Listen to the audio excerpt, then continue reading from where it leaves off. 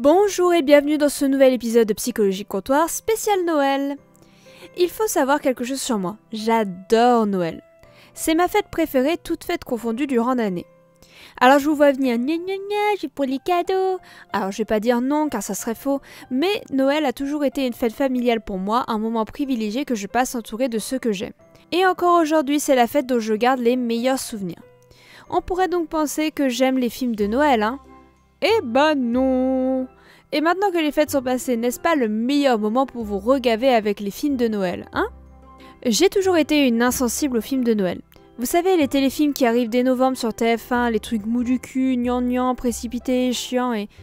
Tiens, c'est de la fourrure qui me pousse sur les doigts là? Et je sais pas pourquoi la magie n'opère pas avec moi.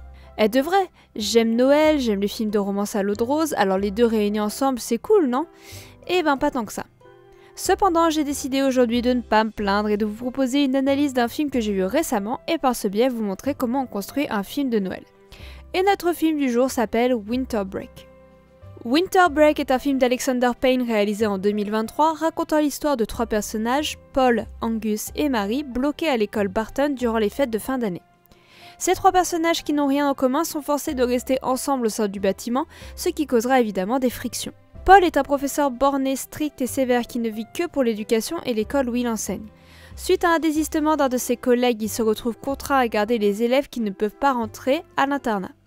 Angus, son élève, se retrouve lui aussi contraint à passer les fêtes dans son école après que sa mère l'ait laissé à la dernière minute pour passer du temps avec son nouveau mari. Enfin, Mary passe les fêtes seule puisque durant l'année, elle perd son fils mort au front. Bref, autant dire trois âmes solitaires qui n'ont aucune raison de fêter Noël.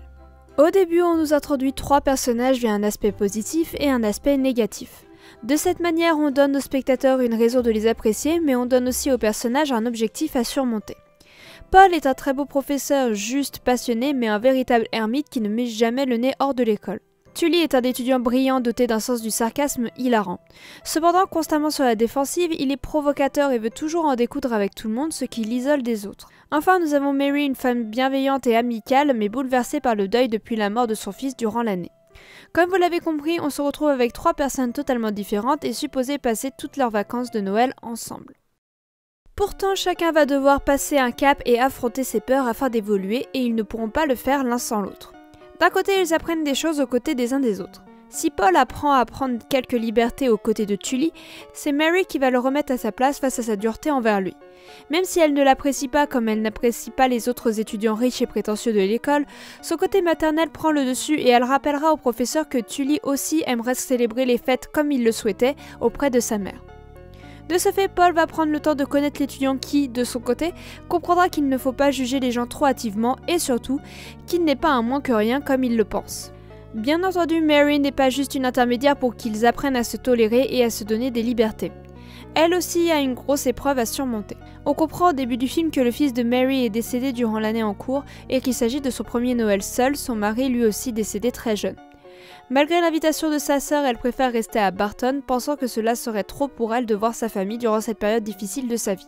Après une soirée mouvementée sur laquelle nous reviendrons après, elle se rend compte du besoin de retrouver sa famille et va affronter sa peur de voir sa sœur après le décès de son fils. Si on retrouve un processus d'évolution en cloche pour les arcs de rédemption, avec une ascension puis une chute pour revenir à une brève ascension à la fin de l'œuvre, ici on est plus sur un processus en montagne russe. On commence par le bas où les personnages sont distants les uns des autres, puis un événement va pousser la courbe vers le haut, ici la chute de Tully, qui va rapprocher les personnages, leur donner un peu de complicité. Ce côté positif va pousser les personnages à tenter des choses, à affronter leurs peurs, notamment à la soirée que j'ai évoquée précédemment, mais cela échoue. L'euphorie passée, la courbe retombe sur l'aspect négatif. Face à la réalité, les personnages retournent à un mode par défaut. Pourtant, les événements vont les pousser à remonter la pente à nouveau dans un nouveau moment d'intimité entre eux ou pour eux. C'est là que l'on résout les premiers nœuds dramatiques du film, en commençant par Mary, puis par Tully, pour finir par le premier personnage introduit dans le film, Paul. Dans une dernière chute de la courbe, cette fois pour les personnages et non pas leur relation, Paul va prendre la défense de Tully pour empêcher son renvoi de Barton. Lui qui, au début, semblait pour une discipline juste et au regard des faits, va se permettre de mentir pour ne pas qu'il soit envoyé dans une école militaire. Ayant appris à le connaître, il sait les mots qui l'ont poussé à agir comme il le faisait par le passé et connaît son potentiel qui, selon lui, ne peut pas être gâché de la sorte. C'est là que l'on comprend l'importance de l'ordre de résolution. Mary, déchargée de son fardeau, peut se montrer un soutien pour ses nouveaux amis, et Paul, désormais en connaissance de la véritable personnalité et de l'histoire de son élève, sera prêt à sacrifier sa carrière pour lui, le menant à évoluer lui aussi.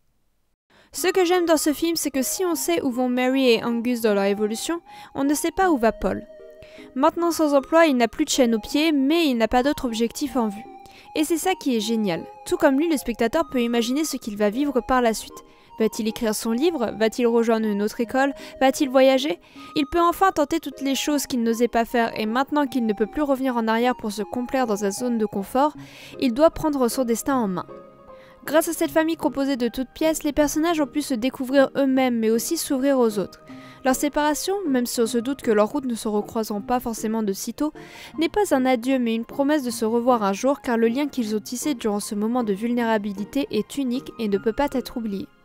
Vous savez pourquoi on a l'impression que je fais une analyse banale, comme si le fait que ce soit un film de Noël n'a aucune importance? Bah parce que c'est le cas. Si vous n'avez pas remarqué, Winter Break a une construction scénaristique très proche d'un film français que l'on a déjà vu sur cette chaîne, Les Choristes.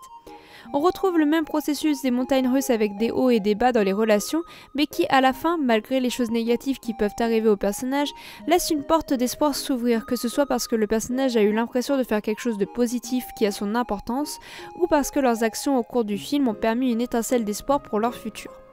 D'ailleurs, cette dynamique de trio atypique et isolé chacun dans leur coin n'est pas nouveau et a aussi été vue dans une série que l'on a déjà abordée. Contrairement aux films d'horreur qui ont leur propre code par sous-genre, slasher, folk horror, épouvante, etc., le cinéma de Noël n'a rien de nouveau.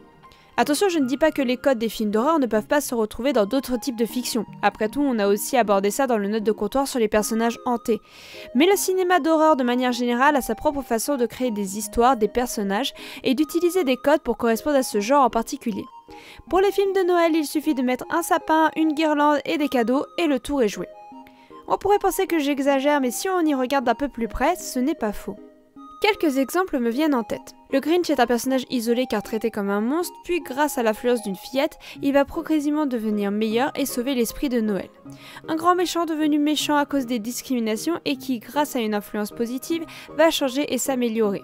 Klaus, un jeune garçon riche et imbu de lui-même, envoyé au bout du monde pour apprendre la vie, va faire semblant de faire son métier pour obtenir ce qu'il souhaite avant de s'attacher au reste de la communauté où il va rester. Un personnage détestable va se retrouver dans une situation qu'il estime dégradante pour lui, va faire semblant de s'y intéresser pour mieux obtenir ce qu'il souhaite pour au final s'attacher à la communauté qu'il rejoint. Et je ne vais pas parler des romances car on sait que dans ce domaine on n'innove jamais car on sait ce qui fonctionne. Cela dit, je parlerai peut-être un jour des romances de Noël car c'est relativement exceptionnel, je dirais. Mais du coup, pourquoi faire des films de Noël? Après tout, si on peut raconter l'histoire sans le contexte de Noël, quel est l'intérêt de rajouter toute cette guimauve sur le scénario? Bon, on va pas tourner autour du pot, la première raison évidente, c'est bien entendu l'aspect marketing.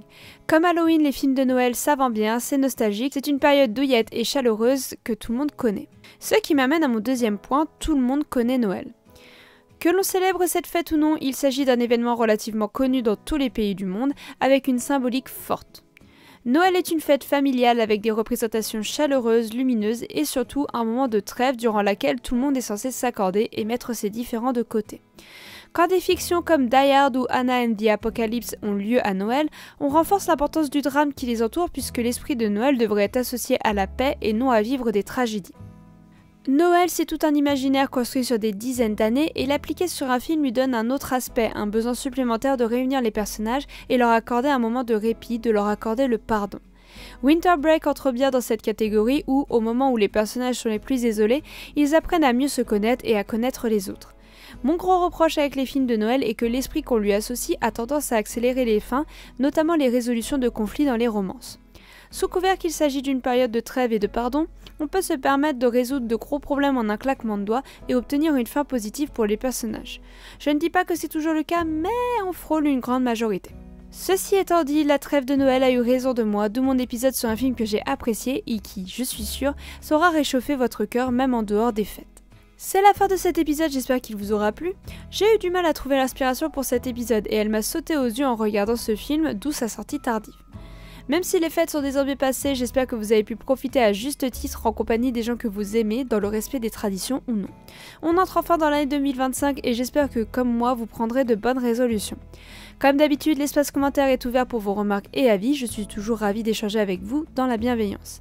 Si vous avez aimé, n'hésitez pas à liker, à partager et à vous abonner si ce n'est pas déjà le cas. Je vous souhaite une très bonne année 2025, profitez de chaque jour de cette nouvelle année pour découvrir de nouvelles choses et on se retrouve bientôt pour une prochaine vidéo. Ciao, bye bye!